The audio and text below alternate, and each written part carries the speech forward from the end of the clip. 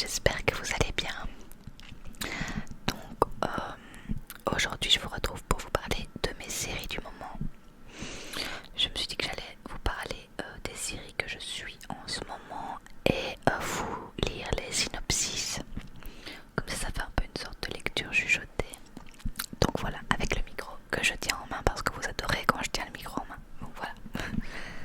Donc c'est parti. Alors la première série où je suis à fond dedans pour le moment, c'est Once Upon a Time.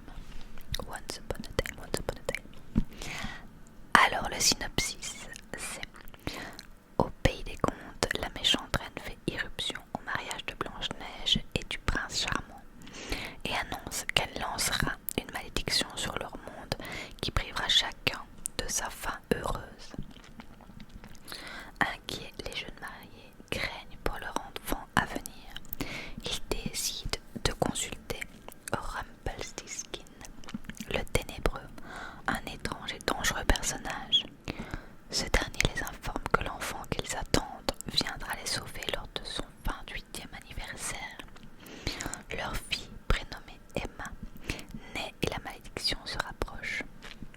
Le prince réussit à envoyer sa fille dans un endroit sûr grâce à un arbre magique construit par Geppetto, tandis que tous sont envoyés dans un monde sans magie, le monde moderne, sans souvenir de leurs anciennes vies.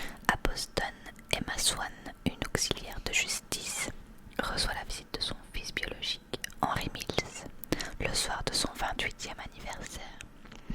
Alors qu'elle l'avait abandonné à la naissance, le jeune garçon lui demande de le suivre dans une petite ville nommée Storybrooke.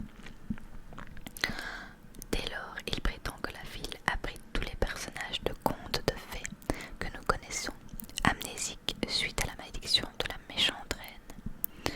Malgré elle, Emma entame ensuite une rivalité contre la mère adoptive d'Henry, Regina Mills, par ailleurs maire de la ville. Donc ça c'est la méchante reine en fait, hein, le maire de la ville. Elle rencontre également Marie-Margaret Blanchard, David Nolan, Mr. Gold et bien d'autres résidents de Storybrooke. À la suite de l'arrivée d'Emma, l'horloge de la ville et le temps, jusqu'alors arrêté, se remettent en marche. Donc voilà, c'est un fameux synopsis, mais c'est vraiment super prenant. Là je suis à la saison 1, épisode 19. J'avais déjà regardé jusqu'à la saison 3, mais il y a des années, donc je m'en souviens pas. Donc je me suis dit que j'allais tout me refaire. Donc voilà pour cette série qui est vraiment bien. Ensuite, on regarde avec Bastien Black Mirror. Le synopsis est tout petit. C'est simplement chaque épisode a un casting, un décor et une réalité différente. Mais il traite de la façon dont nous vivons maintenant et de la façon dont nous pourrions vivre dans 10 minutes si nous commettions une erreur. C'est surtout pour parler du fait des écrans, qu'on est lié à la technologie et tout ça. Donc voilà, c'est vraiment bien franchement. Il y a des trucs un peu... comment dire, il y a des trucs un peu choquants.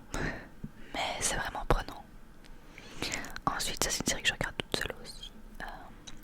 Les désastreuses aventures des orphelins Baudelaire. Pas le film que j'ai adoré, mais la série qui est vraiment géniale.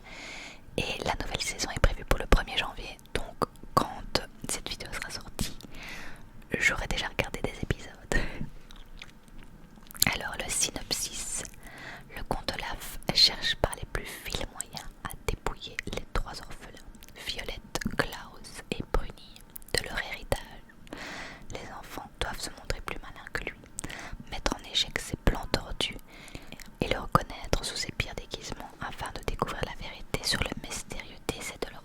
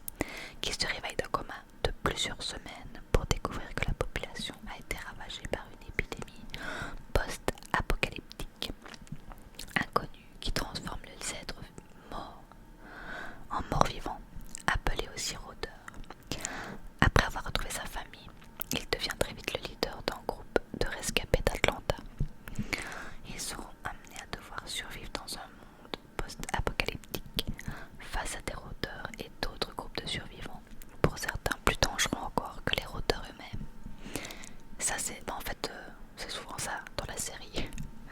Le problème avec les groupes de survivants. Ensemble, ils vont devoir tant bien que mal faire face à ce nouveau monde devenu méconnaissable à travers leur périple dans le sud profond des États-Unis.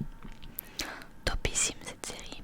Alors il y a eu un moment où j'ai failli décrocher parce que je sais pas ce qu'ils ont fait, mais c'était devenu de la merde, concrètement.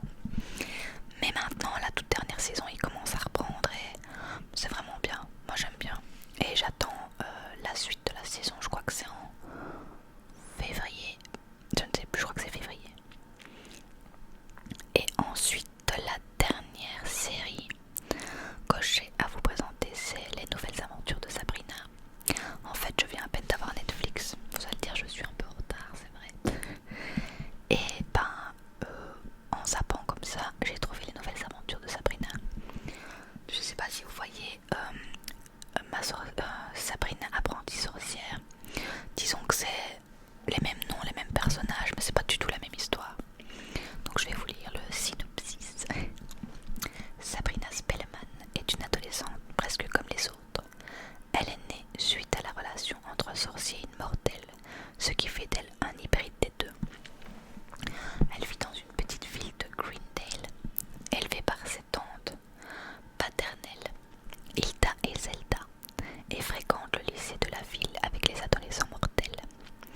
Néanmoins, à l'aube de son 16e anniversaire, elle doit faire un choix, accepter d'être baptisée pour devenir membre de la satanique Église de la Nuit, ou renoncer et continuer sa vie aux côtés des mortels, mais avec peu de pouvoir. Elle va également devoir faire face à des forces maléfiques qui menacent sa famille et le monde des mortels, car dans l'ombre, l'horrible Madame Satan est prête à tout pour aider Satan à recruter la jeune fille. Et ben c'est prenant aussi parce que j'ai fini tout en moins d'une semaine. Je les ai regardés en boucle, en boucle, en boucle. Vraiment top cette série. Un peu dark, mais j'adore. Enfin, pas du tout. C'était pas terrorisant quoi. C'est vraiment un univers un peu plus dark que Sabrina apprentie sorcière qui était pas du tout dans ce style.